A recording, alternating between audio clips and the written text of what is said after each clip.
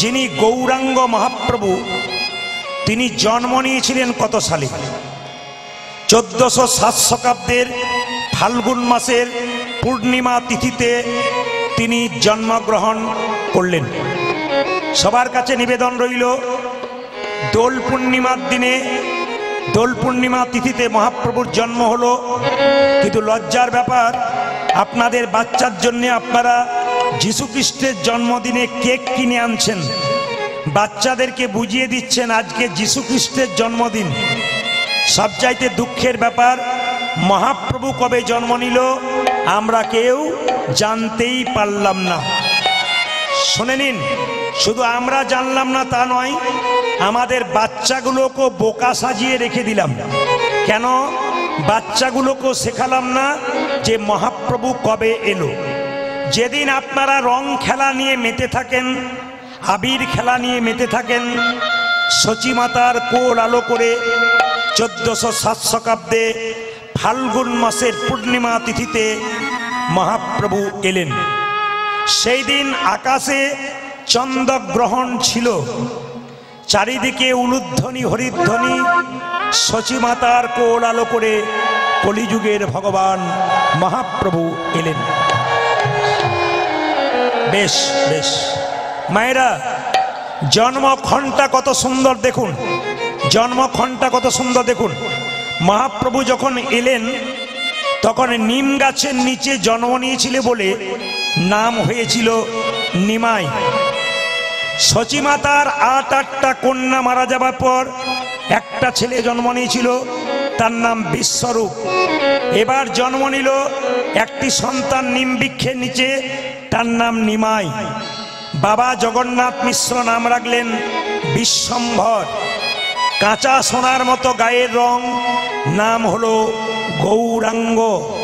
সবাই তাকাবেন, মহাপ্রভু আজানু লম্বিত ভুজ, আজানু লম্বিত ভুজ। আমরা আপন আপন হাতে মেপে দেখুন, সব 3.5 হাত। মহাপ্রভু ছিলেন 4 হাত। কেন?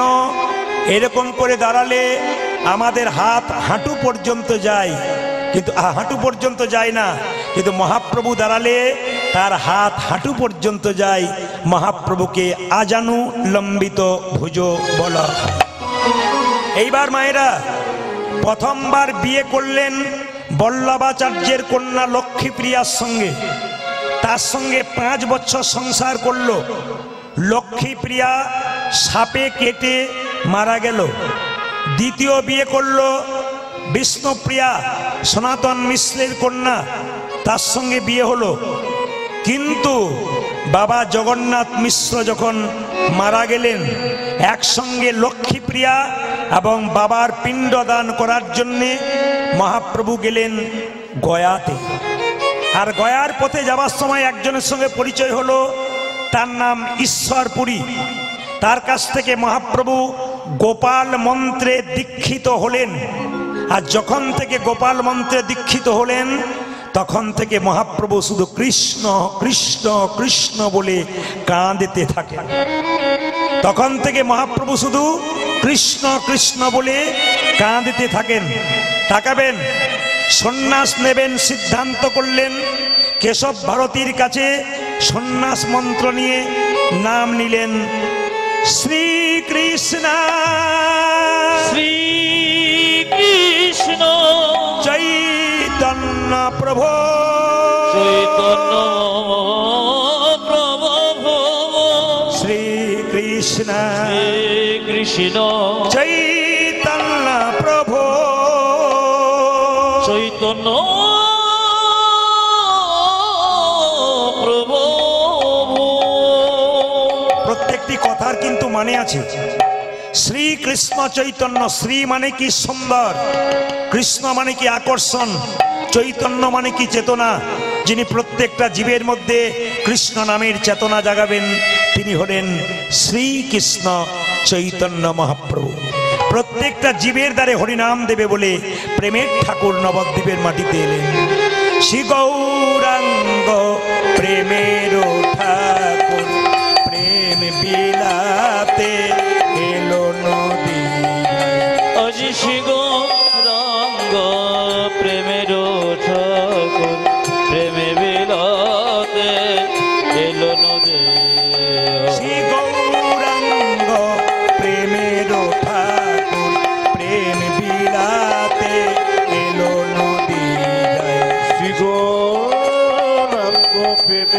ঠাকুর প্রেম বিলাতে এলো নদিয়া। রাধা প্রেমে গড়া তনু, রাধা প্রেমে গোরা তনু, রাধা প্রেমে গড়া তনু, আজ রাধা প্রেমে গোরা তনু, অন্তরে যার শ্যামরাই, রাধা প্রেমে গোরা তনু, অন্তরে জল শ্যামল।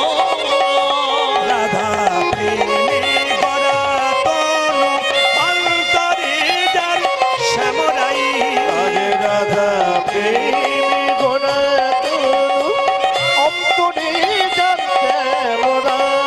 শ্রী গৌরাঙ্গ প্রেমের ঠাকুর প্রেম বিলাতে এলো নিতাই গৌর। আজ শ্রী গৌরাঙ্গ প্রেমের ঠাকুর প্রেম বিলাতে এলো নদিয়া। জোরে বলুন রাধা রানী কি, জয়টা জোরে হবে। শ্যাম সুন্দর কি, এত জোরে বলবেন যেন সোনারপুর রেল স্টেশন পর্যন্ত যায়। রাধা রানী কি, শ্যাম সুন্দর কি, মদন মোহন কি, হরিবাসর কি, সাধুগুরু বৈষ্ণব কি, গরম লাগছে কি? না না, প্রমাণ হয়ে গেল যে আপনার কত ডুবে গেছেন। আমি কি বলছি এদিকে না জানি, সবাই জয় দিচ্ছেন মানে ডুবে গেছেন। যে বল রাধা রানী কি, এ আজকে আমাকে জ্বালাবে, এ গোটাটাই জ্বালাবে, গোটাটাই জ্বালাবে আমাকে, আমি বুঝতে পেরেছি। রাধা রানী কি, শ্যাম সুন্দর কি, মদন মোহন কি, হরিবাসর কি। মন দিয়ে শুনে নিন গৌরচন্দ্রিকার ছোট্ট ছোট্ট কথা। মায়েরা, ভগবানের সঙ্গে যত সম্বন্ধ তৈরি করবেন, ভগবান তত আপনার কাছে এগিয়ে আসবে। চৈতন্য মহাপ্রভুর বাড়িতে রামকৃষ্ণ দেবের যেখানে শোবার বাড়ি, সেখানে চৈতন্যের ছবি ছিল। শোবার সময় চৈতন্যকে প্রণাম করে শুতো। যেই রামকৃষ্ণ দেবকে প্রণাম করতে আসতো, তাকে বলতো না তুমি বেঁচে থাকো, তুমি বড় হও, শুধু একটি কথা বলতো, তোমার চৈতন্য হোক। আমি আপনাদের সামনে বলতে চাই, আপনারা কীর্তন শুনতে এসছেন, আপনাদের ভেতরে চৈতন্য হোক, গোবিন্দের প্রতি প্রীতি হোক, ভগবানের সঙ্গে সম্বন্ধ তৈরি হোক। সুন্দর সুন্দর কথাগুলো শুনবেন, জীবনে ব্যবহার করবেন। আমি আগেই বললাম জীবন সুন্দর, জীবন সুন্দর হবে। শুনবেন মায়েরা, আপনারা হয়তো জানেন কি জানেন না, দেখবেন মশা সব চাইতে কম দিন বাঁচে। মশা 22 দিন, কিন্তু কচ্ছপ বাঁচে কতদিন? কাছিম 500 বছর বাঁচে। শুনে নিন সম্বন্ধটা কেমন, তাকাবেন। কাছিম যেখানে ডিম পারে, নদীর কিনারায় ডিম পেড়ে গর্তের মধ্যে ডিমগুলোকে ভরে মাটি ঢাকা দিয়ে দেয়। কাছিম অনেক দূরে খাবার জোগাড় করতে যায়, কিন্তু খাবার খেতে খেতে মাঝে মাঝে কিন্তু ডিমগুলোর জন্য চুপচাপ চোখ মুজে ধ্যান করতে থাকে। ডিমগুলোর সঙ্গে সম্বন্ধ করে দূর থেকে। বাচ্চা জন্ম নেয় ডিম থেকে, মা জানতে পারে না, বহু দূরে মা বসে আছে নদীর কিনারায়। মাকে বাচ্চা খুঁজতে হয় না, বাচ্চা মাকে খুঁজে নেয়। কেন? সম্বন্ধ তৈরি করার জন্য। আপনি বাড়িতে বসে আছেন, একটি ছেলে গিয়ে যদি বলে 1 গ্লাস জল হবে, আপনি দেবেন। কিন্তু সেই ছেলেটি গিয়ে যদি বলে কাকিমা 1 গ্লাস জল হবে, তখন অন্তরটা আপনার আরো কেঁদে উঠবে। আমাকে মা বলেছে জল খাবি, আই তোকে জল দিয়ে দি। সম্বন্ধ যত পাকা করবেন, ভগবানকে তত জানতে পারবেন। আর একটা প্রমাণ দিয়ে দিই, মহাপ্রভুর যখন বিয়ে হয়েছিল বিষ্ণুপ্রিয়ার সঙ্গে, তখন বাসর রাতে মহাপ্রভু বিষ্ণুপ্রিয়ার সঙ্গে বাসর ঘরে যাচ্ছিল। যেতে যেতে মহাপ্রভুর ওই চৌকোঠাতে হোঁচট খেয়ে পায়ের আঙুলটা ফেটে গিয়ে, হরে কৃষ্ণ, চৌকোঠাতে গিয়ে কি হয়েছে, জোরে আঘাত পেয়ে পায়ের আঙুলটা ফেটে গেছে। আর যখনই ফেটে গেছে বাবা, বিষ্ণুপ্রিয়া খুঁজে পাচ্ছে না, এত রক্ত বেরোচ্ছে, কি করব। নিজের কাপড়টা টুকরো করে কেটে বিষ্ণুপ্রিয়া মহাপ্রভুর পায়ে বেঁধে দিয়েছে। কেউ জানতো না, বাড়ির চাকর ঈশান জানে না, সচিমাতা জানে না, একজন জানলো, তার নাম লোচন দাস ঠাকুর। ওখান থেকে অনেক দূরে বাস করে। কয়েকদিন পর একটা কাগজ এনে মহাপ্রভুকে বলল, প্রভু একবার দেখো তো কাগজটা পড়ে। লোচন, ও লোচন, বলে কি? রাত্রিবেলায় বাসর ঘরে গেলাম, আমি জোরে হোঁচট খেয়ে পড়লাম, আমার পাটা ফেটে গেল, বিষ্ণুপ্রিয়া আমার পায়ে নিজের কাপড়টা টুকরো করে কেটে বেঁধে দিল। এটা তো ঈশান জানে না, মা জানে না, তুমি জানলে কি করে? বলে আমি যত দূরেই থাকি প্রভু, আমি সব সময় তোমার ধ্যান করি, তুমি কখন কি করছো আমি জেনে তাই গৌর হরি বল বলে ধ্যান। ভক্ত যদি চোখের জলে ভগবানকে ডাকে, ভগবান কি না দেখা দিয়ে থাকতে পারে? কৃষ্ণ বলে কাঁদো, সংসারের জন্য কেঁদো না, সংসারের জন্য কেঁদো না। হা কৃষ্ণ প্রাণে গোবিন্দ বলে কাঁদো, গোবিন্দ বলে কাঁদো। আপনাকে মাইক ঠিক করুন, তারপরে গান করাবেন। এত ডিস্টার্ব দিলে কীর্তন হয় না। সব কীর্তনগুলো চালাচ্ছেন আপনি পরিষ্কার পরিচ্ছন্ন, এটা কেন গন্ডগোল করছেন? অথচ উনি আমার দিকে তাকাচ্ছেন একবারও ভয়ে, একবারও তাকাচ্ছেন না, চুপচাপ মাথা নিচু করে বসে আছে। আমি প্রেমের কথা আপনাদের বলবো কি করে? চি চা কুকা করলে হবে কি করে? হরে কৃষ্ণ। কৃষ্ণ বলে একবার কাঁদো, কৃষ্ণ বলে একবার কাঁদো। ছেলের জন্য কাঁদবে, মেয়ের জন্য কাঁদবে, শেষে ছেলে মেয়ে প্রশ্ন করবে তুমি আমার জন্য করেছো কি? আপনি বলবেন যার জন্যে করি চুরি, সে কিনা বলেছ, সে কিনা বলেছ। চোখ থেকে জল আসবে, সেই জল গরম হবে, স্পর্শ করলে গরম লাগবে, মুখের মধ্যে প্রবেশ করলে নোনা নোনা ভাব লাগবে।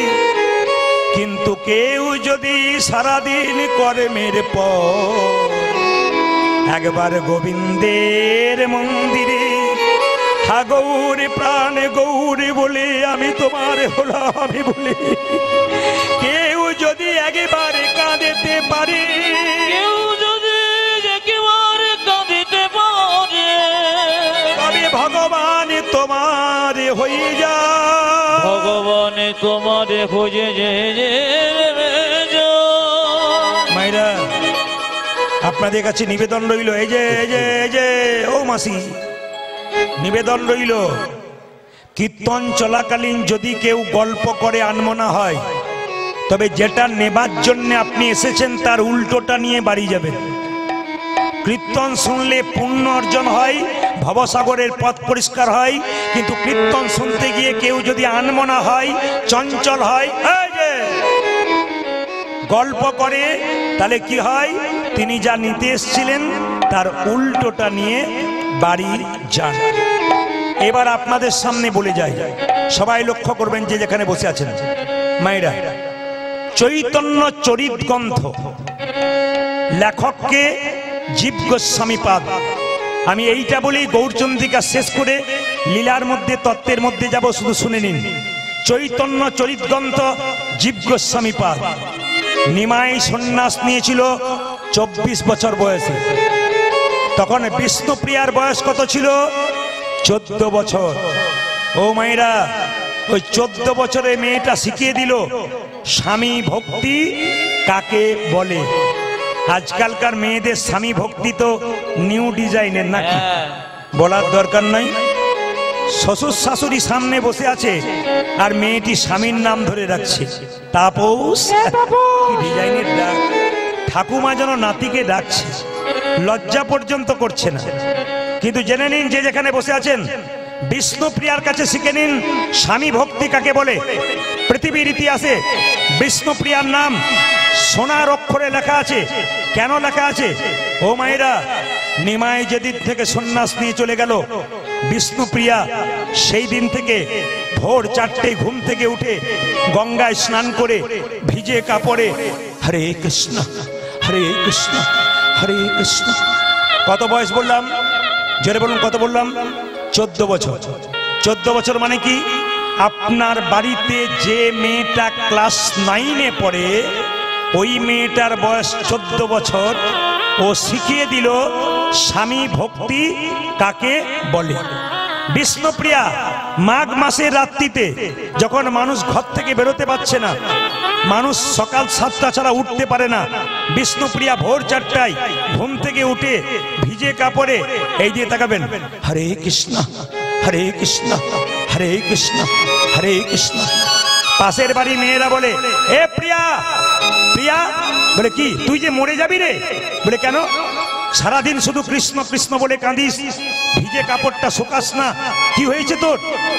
বিষ্ণুপ্রিয়া কেঁদে কেঁদে বলে, দিদি আমার স্বামী কৃষ্ণ কৃষ্ণ বলে চলে গেছে, আমি যদি তার পেছন পেছন কৃষ্ণ বলে কাঁদতে না পারি, আমার স্বামীর যে কৃষ্ণ কৃপা হবে না, আমার স্বামীর যে গোবিন্দের কৃপা হবে না। শুনে নিন মায়েরা, মন দিয়ে শুনলে মূল্যবান কথা আছে। তাকাবেন আমার দিকে, আমার স্বামীর কৃষ্ণ কৃপা হবে না। মেয়েটি জিজ্ঞেস করলো, তুই খাস কি? সারাদিন তো তোকে খেতেই দেখি না, তুই খাস কি? এতজন মা এখানে কীর্তন শুনতে এসছেন, দিনের মাথায় 4 বার 3 বার খান। 14 বছরের মেয়েটা দিনের মাথায় 1 বার খায়। সকাল থেকে সন্ধে পর্যন্ত একটা করে ধান ফুটে হরে কৃষ্ণ নাম করে। সকাল থেকে সন্ধে পর্যন্ত যে কটা হরিনাম কটিত চাল, একবার গঙ্গা থেকে জল এনে সেদ্ধ করে খাই। এই নাম বিষ্ণু। ত্যাগে গোবিন্দ পাওয়া যায়, ভোগে পাওয়া যায় না। ত্যাগ যদি কেউ স্বীকার না করতে পারে, গোবিন্দের কৃপা সে পাই না। গোবিন্দের কৃপা সে পাই না। নিমাই সন্ন্যাসের পর একবার অদ্বৈতের বাড়িতে এসেছিল। নিত্যানন্দ গিয়ে বলেছিল, নিমাই বাড়ি ফিরে চল। বলে কেন? তোর মা কাঁদছে রে, তোর স্ত্রী পাগলিনী, একবার চল একবার চল। নিমাই বলল, দাদা যে সন্ন্যাস নেয় তার বাড়ি যেতে নাই, তবে আমার মায়ের যদি আমাকে দেখবার ইচ্ছা হয়, নবদ্বীপের মেয়েদের যদি আমাকে দেখতে ইচ্ছা হয়, সবাইকে অদ্বৈতের বাড়িতে নিয়ে এসো, একজনকে আনবে না। বলুন তো মায়েরা কে? জোরে বলুন কে? আমি খুশি, বিষ্ণুপ্রিয়া। নিত্যানন্দ ছুটে এসে বলল, সচিমা তোমার নিমাই এসেছে।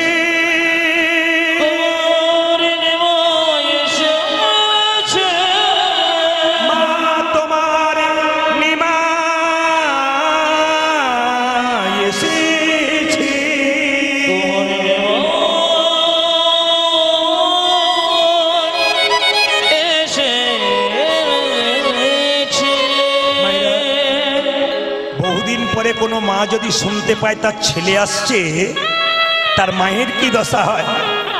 সচিমাতা তাড়াতাড়ি বিষ্ণুপ্রিয়াকে বলছে, বৌমা তাড়াতাড়ি সেজে না, আমার নিমাই এসেছে দেখতে। নিত্যানন্দ হাত আগলে এসে বললো, দাঁড়াও, নিমাই সবাইকে যেতে বলেছে, বিষ্ণুপ্রিয়াকে যেতে বলে না। বিষ্ণুপ্রিয়া আছাড় খেয়ে পড়লো মাটিতে, চলে গেল সচিমাতা নিমাই দেখতে। নবদ্বীপের মেয়েরা সবাই নিমাই দেখতে যাচ্ছে। বিষ্ণুপ্রিয়া কাঁদা বারান্দায় কাঁদছে ছটফট করে। নবদ্বীপের মেয়েরা চিৎকার করে বলছে, এ প্রিয়া, এ প্রভু সবাইকে ডাকলো আর তোকে ডাকলো না। কাটা ঘায়ে নুনের ছিটা। এ প্রিয়া, মেয়েরা বলল, সবাই নিমাই দেখতে যাচ্ছে আর বলছে, এ প্রিয়া, প্রভু সবাইকে ডাকলো, তোকে ডাকলো না। বিষ্ণুপ্রিয়া বলল, কেন? ওরে তোর মতো ভাগ্যহীনা আছে কজনা? বিষ্ণুপ্রিয়া কেঁদে কেঁদে বলল, কি বললে? আমাকে ভাগ্যহীনা বললে? তবে শোনো মায়েরা, আমার মতো ভাগ্যবতী আছে কজনা? কেন? যাকে দেখবার জন্য হাজার হাজার মানুষ চলে যায়, সে তো হাজার হাজার মানুষের নয়, সে তো আমার মানুষ। আমার মানুষকে দেখবার জন্য যদি হাজার হাজার মানুষ চলে যায়, আমার মতো ভাগ্যবতী কজনা? তুই যাবি না? না। কেন? ভক্ত যদি ভগবানকে ডাকে, ভগবান ভক্তের কাছে আসে, ভক্ত ভগবানের কাছে যায় না। বলে প্রমাণ কি? অহল্যা পাষাণ হয়েছিল, রামকে ডেকেছিল, রাম অহল্যার কাছে গিয়েছিল, অহল্যা রামের কাছে যায় নাই। বিষ্ণুপ্রিয়া বলল, শোন দিদি, আমার স্বামী আমার কাছে আসবে। বলে কেন আসবে? আসবে আমার স্বামী আমার কাছে আসবে। বলে কেন আসবে? বাচ্চা ছেলেদের ঘুড়ি ওড়ানো দেখেছিস? লাটায় টান মারবে, ঘুড়ি যতই উপরে উঠুক, লাটায় টান মারলে ঘুড়ি আবার তার কাছে ফিরে আসবে। আমার স্বামীর সঙ্গে প্রেমের সম্পর্ক আছে। আমি যখন প্রেমের লাটাইটা টানতে শুরু করব, তখন আমার প্রভু আমার কাছে আসতে বাধ্য হবে। মায়েরা, আপনারা সবাই জানেন যে নিমাই সন্ন্যাসের পরে অদ্বৈতের বাড়িতে এসেছিল, কিন্তু বিষ্ণুপ্রিয়ার কাছে আসে নাই। সবাই জেনে নিন, একদিন রাত্রি 12টার সময় বিষ্ণুপ্রিয়ার কাছে নিমাই এসেছিল। প্রিয়া, প্রিয়া, কে? প্রিয়া, কে তুমি? ও মেয়েরা কত বয়স বললাম জোরে বলুন? 14 বছর। 14 বছর মেয়েটা ঘুমাচ্ছে। প্রিয়া, ও প্রিয়া, প্রিয়া। যেই না দরজাটা খুলেছে বিষ্ণুপ্রিয়া, আমি এসেছি। বিষ্ণুপ্রিয়া স্বামীকে দেখলো না মা, চমকে যাবেন। নিমাই দাঁড়িয়ে আছে পেছনে, আর বিষ্ণুপ্রিয়া মাথার কাপড়টা এরকম করে নিয়ে দাঁড়িয়ে আছে। নিমাই জিজ্ঞেস করলো, প্রিয়া, তুমি আমার দিকে তাকাবে না? না। একবার তাকাবে না? না। বহুদিন পর স্বামী যদি স্ত্রীর কাছে আসে, স্ত্রীকে তার স্বামীর বদন দিকে একবার তাকাই না? আমি চাইতে পারবো না। আমার ইচ্ছা হয় স্বামী তোমার বদনের দিকে তাকাতে, কিন্তু চাইতে পারি না। কেন? আমি সন্ন্যাস নিয়েছি তোমায় বলে যাইনি বলে অভিমান হয়েছে। আমি অদ্বৈতের বাড়িতে এসেছিলাম, সবাইকে ডেকেছি, তোমায় ডাকিনি বলে অভিনয় হয়েছে, অভিমান হয়েছে। বিষ্ণুপ্রিয়া বলল, না স্বামী, আমি তোমার দিকে তাকাবো, ইচ্ছা করছি, তাকাতে পারছি না। কেন জানো? কেন না, সাধু মুখে শুনেছি, শাস্ত্রে শুনেছি যে একবার সন্ন্যাস নেয় তার নারী মুখ দেখতে নাই। আমার মতো হতভাগিনীর মুখ দেখিয়ে আমি তোমার সন্ন্যাস ধর্ম নষ্ট করতে চাই না। প্রিয়া, তোমার মতো পত্নী যদি ঘরে ঘরে হয়,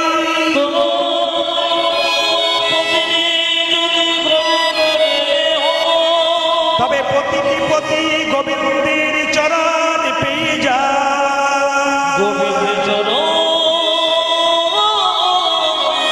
পেয়ে যাও। নিমাই বলল, প্রিয়া, এবার বেশি হয়ে গেল, হল হয়ে গেল, হল হয়ে গেল। নিমাই বন্ধ করো। হরে কৃষ্ণ। সবাই লোক, প্রিয়া, প্রিয়া, তুমি কিছু চাইবে না? বহুদিন পরে স্বামী স্ত্রীর কাছে এলে কিছু চাই না? না, আমি চাইবো না। কেন চাইবে না? ভগবানকে যে প্রতিরূপে পেয়েছে, তার আবার চাইবার কি আছে? কিছুই চাইবে না। তবে দেবে প্রভু, তোমার ওই খরম যুগল দাও। তোমার মন্দিরে গিয়ে আমি কৃষ্ণ কৃষ্ণ বলে কাঁদতে কাঁদতে আমার দেহটাকে বিলীন করে দেব। আপনারা সবাই জানেন, জগন্নাথ মন্দিরে মহাপ্রভু জয় জগন্নাথ বলে বিলীন হয়ে গেছেন। বিষ্ণুপ্রিয়া কোথায় হলেন না, মহাপ্রভুর মন্দিরে কৃষ্ণ কৃষ্ণ বলতে বলতে বিলীন হয়ে গেলেন। প্রমাণ কি? চৈতন্য চরিত গ্রন্থ জীব গোস্বামী পাদে মহাপ্রভু প্রত্যেকটা জীবের দ্বারে হরিনাম দিচ্ছেন। কিভাবে? নিতাই চাঁদকে দেখে বলছে, দাদা নয়নে দেখিবে যারে, কৃষ্ণ নামে দেবে তারে। দেখিবে জানি, কৃষ্ণ নামে দেবে। আমি দেবুকে ডাকতে চাই এবং বলতে চাই, ইনি মাইক আজকে খুব বাজে চালাচ্ছেন, খোলটা বন্ধ করে দিয়েছে। একটা খোলটা বাজাও, বাজাও, বাজাও।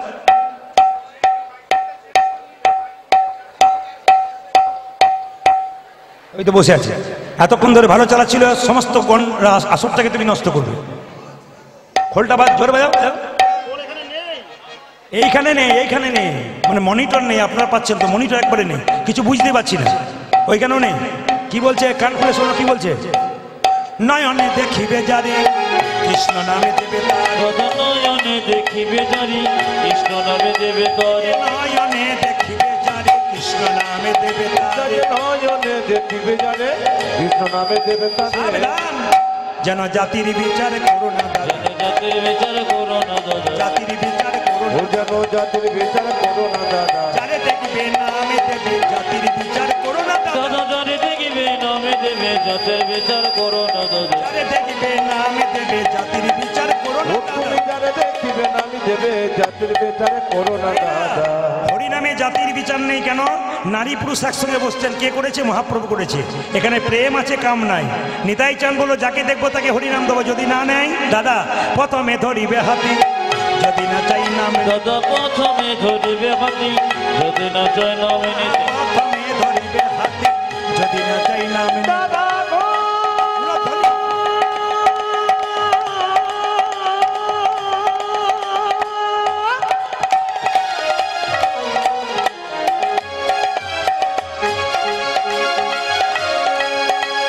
জানি জানি দাবা দাবা বাবা মাগা মাগারে গারে দাদা প্রথমে ধরিবে হাতি যদি না চায় নামে নিতে প্রথমে ধরিবে হাতি যদি না চাই নাম উজারে প্রথমে ধরিবে হাতে যদি না জানা মিলিতে হাতে ধরে বলবে হরি দাদা হাতে ধরে বলবে হরি হাতে ধরে বলবে হরি দাদা হাতে ধরে বলবে হরি বলাবে হরি বলবে হরি হাতে ধরে বলবে হরি তুমি বলাবে হরি বলবে হরি হাতে ধরে বলবে হরি বলাবে হরি বলবে হরি হাতে ধরে ও তুমি বলাবে হরি বলবে হরি হাতে ধরে বলবে হরি হাতে ধরার পর যদি হরিনাম না নেয় তখন কি করব?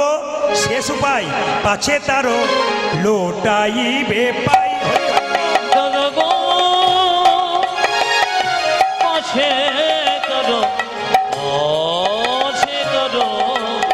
লোটাইবি পাছে তারও লোটাইবে পাই ওই দাদা পাছে তারো আছি তারো লোটা জিবি পাই পায়ে ধরে বলবে হরি দাদা পায়ে ধরে বলবে হরি পায়ে ধরে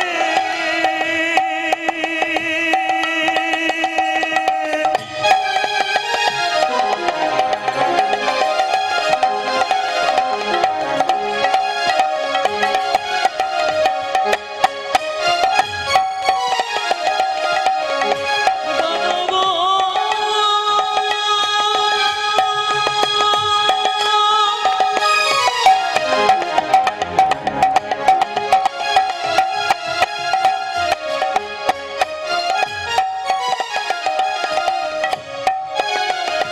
ও গো দাদা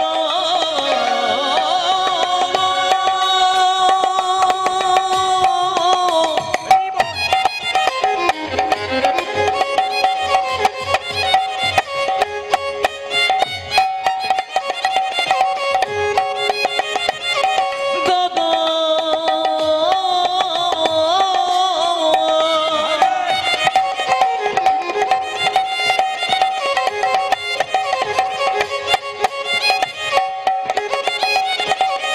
ও গো দাদা গো ও দাদা পায়ে ধরে বলবে হরি বলাবে হরি বলবে হরি পায়ে ধরে বলবে হরি ও তুমি বলাবে হরি বলবে তোমার হরি পায়ে ধরে বলবে হরি বলাবে হরি বলবে দাদা হরি পায়ে ধরে বলবে হরি বলাবে হরি বলবে দাদা পায়ে ধরে বলবে হরি দাদা পায়ে ধরে বলবে হরি আজ পাশে ধরো লোটাই লোটাইবি পা আচ্ছা আচ্ছা, এত জায়গায় মহাপ্রভুর ছবি দেখেছেন, কেউ দেখেছেন হাত নিচু করে আছে? জোরে বলুন।